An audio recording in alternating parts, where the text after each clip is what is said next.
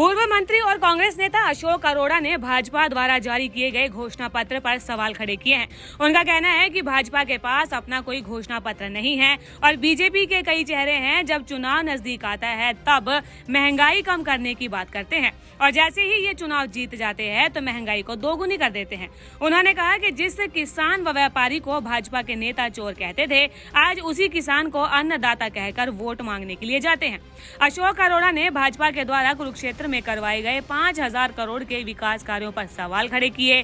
उन्होंने कहा कि हमारे हरियाणा का युवा मजबूर नजर आ रहा है क्योंकि यहाँ पर युवाओं को रोजगार नहीं मिल रहा। जो युवा हरियाणा में रह रहे हैं वो नशे की तरफ जा रहे हैं। पहले तो नशा पंजाब में अधिक मिलता था, लेकिन अब हरियाणा में युवा नशे की तरफ बढ़ रहा है।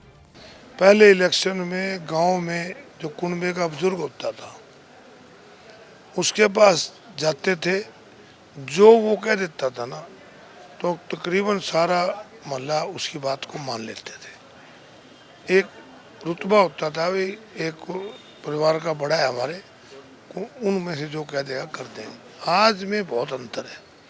सर्वसम्मति से एक तरह से नहीं, मतलब मैं ये कह रहा कि जैसे 10-20 परिवारों को या कुनबा है, उनमें से एक जो बुजुर्ग होता था वो कह देता था भाई इसकी वोट देनी है, दे देंगे भाई। आज वो बातें नहीं रही है। आज हर वोटर ये सोचता है कि मेरे से सीधा संपर्क कैंडिडेट का होना चाहिए। ये फ़र्क, बहुत बड़ा फ़र्क आया है। और जो इससे भी ज़्यादा फ़र्क आया है वो ये था कि पहले अगर किसी पे वोट मांगने जाते थे ना तो बच्चा होता था, तो बच्चा ये कहता था कि मेरे बुजुर्ग घर पे नहीं है, वो आएंगे तो सलाह करके बताएंगे। आज बुजुर्ग घर हो ना, वो कहना है बच्चा ना पूछ लेंगे।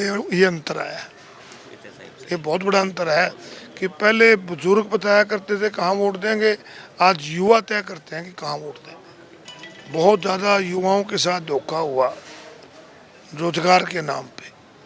और आज हमारा इलाका जो है ना, यहाँ का युवा ज़्यादातर विदेश जाने पे मजबूर हो गया और वहाँ जाके वो मजदूरी कर रहे हैं। और यहाँ पर जो बचे हुए हैं जिनको रोजगार नहीं मिला, पंजाब में नशा सुनते थे हम, परंतु आज हमारे को दुख से कहना पड़ता है कि हमारे इलाके में बहुत ज़्यादा बच्चे ड्रग का सेवन करने लग गए, जो कि एक बहुत बुरी बात है। और ड्रग ना मिले उसके लिए चोरी भी जाते हैं, अपराध की तरफ जाते हैं। उसका मेन कारण एक ही है कि सरकार ने रोज़गार की तरफ कोई ध्यान नहीं दिया। हमारा जो युवाओं को मैसेज यही है कि हमारी सरकार बनेगी, युवाओं को रोज़गार देंगे, यहाँ पर कोई इंडस्ट्रियल टाउन लाएंगे, IMT वगैरह सरकार से लाएंगे ताकि बच्चों को रोजगार मिल सके। जो युवा विदेश जा रहे हैं उनको रोका जा सके। हाँ बिल्कुल, ये सामाजिक ढांचा बांचा सारा ही खत्म हो गया। अब माँ बाप की यहाँ डेथ हो जाती है, बच्चे विदेश हैं, दाग देने वाला भी कोई नहीं है, पड़ोसी दाग देते हैं। तो हमारा जो सामाजिक ढांचा था वो बहुत बिगड़ गया है। बीजेपी ने तो चेहरे हैं इनके अलग अलग। जब चुनाव में जाते हैं महंगाई कम करने की बात करते हैं, चुनाव के बाद कई गुना रेट बढ़ा देते हैं। चुनाव में जाते हैं भ्रष्टाचार खत्म करने की बात करते हैं, परंतु जब वोट ले लेते हैं तो भ्रष्टाचार खत्म हो जाता है। आज जिन व्यापारियों को ये चोर बताते थे, आज उनसे वोट मांगने जाते हैं। जिन किसानों को के बारे में कहते थे लठ उठा लो इनके खिलाफ, आज कहते हैं अन्नदाता है। ये तो वोट लेने के बाद अपमानित करने वाले लोग हैं।